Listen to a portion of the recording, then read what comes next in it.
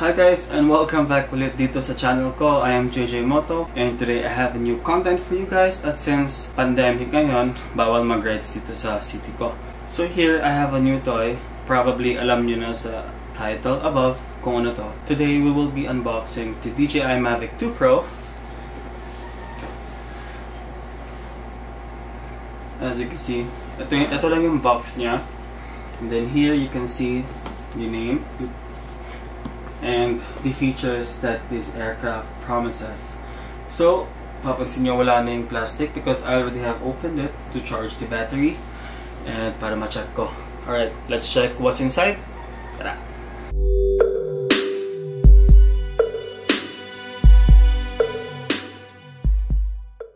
So, ano nga ba ang kasama sa box na binili mo?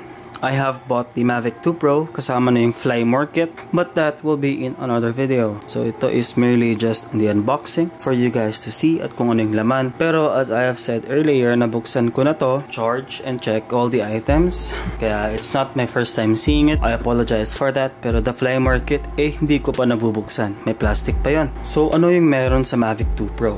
Nakalagay dito, it has the Hasselblad 1-inch sensor camera. That's the thing na I can't wait to check kasi hindi ko pa to na lilipat yung 4K 10-bit HDR, which is really powerful, at kasama na yung mga sensors all around. So coming from a Phantom 3 user myself, I have crashed the drone many times and I bought another set of camera for it, the advanced version. So hindi siya 4K yung Phantom 3 ko. Yung range nito, it has the N8 km video transmission, malayo coming from a Phantom 3 na 1 km lang, 31 minutes flight time coming from a Phantom 3, siguro nasa 16 minutes lang, and yung max speed nito is 72, which is quite fast for this type of drone. So let's see the build quality. The way you open it after tearing the plastic is you pull this up and you put it to the side. Alright, so in order to open, may lid ka makikita dito. All you have to do is open it and you will see the aircraft and the remote upon opening. Let's have a closer look. First and foremost, first impression ko nito earlier when I opened it off camera is the remote itself. Kasi coming from a Phantom 3, malaki yung remote. Wait, zoom out natin. Okay, so this is the remote of the MAVIC 2 Pro. Fairly small, pero very compact as well. Ito yung antenna. And the way for your phone is here. So, nasaan yung joystick? The joysticks are below. Pwede mo siya tanggalin at pwede mo siya ibalik doon if you want to keep it in the box for safekeeping. Don't worry, may kasama kang spare nito kasama dun sa isang plastics. So paano i-connect yung phone? Nandito po. Ayan. And may adapter siya. If you have an Android or a Type-C phone, you can replace this bunch connected dito. And this is also the slot where you charge the remote controller. Papakita ko mamaya.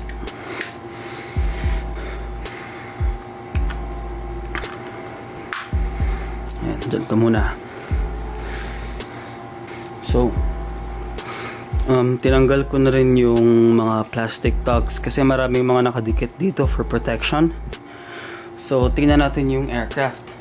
This is the MAVIC 2 Pro.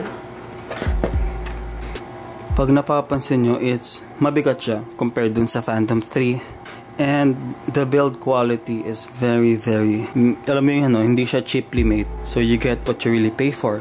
It's an expensive aircraft. So checking all around, ito yung mga sensor. I think this one, and then di ko alam kung may sonar to. Sensors front, back. Ayan. The back. Ito yun. Chinarge ko na yung battery as you can see. At chinek ko na rin kaya hindi siya full. Ay, hindi siya full nga. So ito yung 1-inch camera sensor. Napakalaki. And the way they tuck this protector, very nice. Papakita ko mamaya paano tanggalin to. So unfold ko na lang muna siya para makita nyo.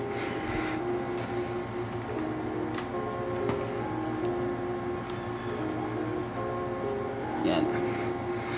That's how you unfold the MAVIC 2. So, ito yung mga box. Nakikita nyo, wala na siyang box dito. Ito yung box dito, which is the charger lang. It comes with this power brick. Ayan. Ito yung sa battery.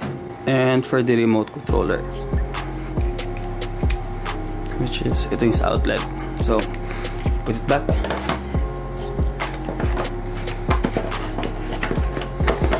We have 2 more boxes to check. Ito naman ay yung cables.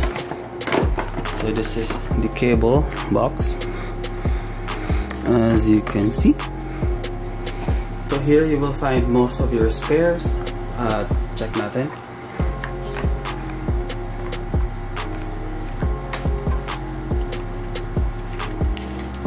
So first is yung, if you have a micro USB Android phone, ito yung sasaksak mo dun sa controller. So here we have these pair joysticks in case mawala mo yung stick sa remote mo. At kasama na rin dito yung Type-C adapter. Check natin yun mamaya. Here we have the, ito yung Type-C if you have a Type-C phone. The latest phones here in Philippines. And of course, the USB to Type-C cable. Check natin kung para saan yun. So far, yun lang yung laman ng ano. Hindi ko napapalitan yung cable sa controller ko because I use an iPhone and iPhone yung nakalakabit doon. Here we have the manual box. Ang laman nito is 3 pairs of propellers.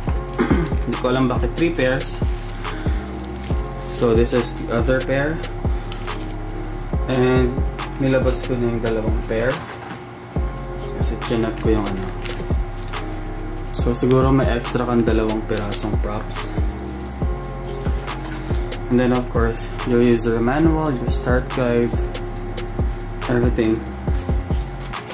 Yan. So basically yun lang yung laman ng Mavic Pro natin.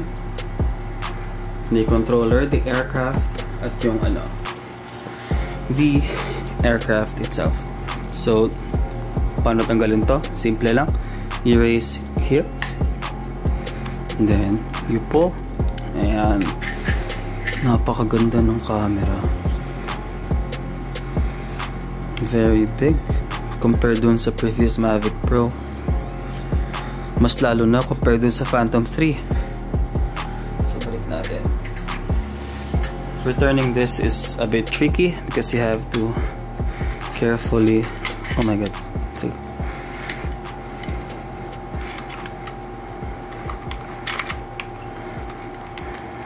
Yan.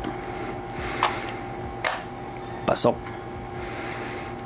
So ayan guys, napakadali lang yan box, and this video is fairly quick. Our next video will be, tabi natin to. So next video will be the Mavic 2 Fly More Kit. Hindi ko pa siya nabubuksan. As you can see, may plastic pa. Kaya, check natin mamaya kung anong laman nito. See you on the next video. Don't forget to subscribe and like and comment and share to your friends. Ciao! Hi guys, thank you for watching this video. I hope you guys enjoyed my very short unboxing at medyo Tagalog version of the Mavic 2 Pro. My next video will be the Mavic Fly More Kit. And after that, siguro magta-test flight tayo dito because currently where I live, may geofence kasi malapit kami sa airport. So we can't really fly the drone now. Kaya, see you on the next video.